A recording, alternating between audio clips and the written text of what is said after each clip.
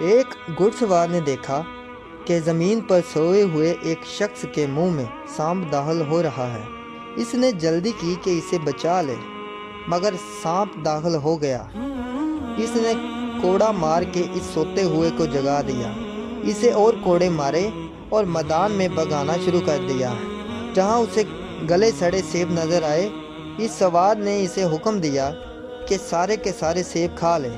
وہ شخص اس سے دریافت کرتا تھا کہ تو میری جان کا دشمن کیوں ہے؟ کاش میں تیری شکل نہ دیکھتا۔ اس نے اسے مجبور کیا کہ سارے سیب کھائے اور پھر بھاگے۔ شام تک اس نے بھگایا۔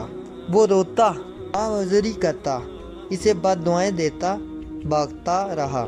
شام کے قریب اسے قے ہوئی اور قے میں جو کچھ پیٹ میں تھا سب نکل آیا، اور اس میں ایک کالا سانپ بھی نکلا، جسے دیکھ کر اسی شخص نے گھڑ سوار کو دعائیں دیں اور کہا تو میرے لیے رحمت کا فرشتہ ثابت ہوا۔ وہ نیک ساعت تھی کہ میں نے تجھے دیکھا اور تو مجھے ملا۔ میں تو مر چکا تھا، تو نے مجھے زندگی عطا کر دی۔ گھڑ سوار نے کہا کہ اگر میں تجھے بتا دیتا کہ تیرے پیٹ میں سانپ ہے تو ویسے ہی مر جاتا۔ دانا دشمن نادان دوست سے بہتر ہے۔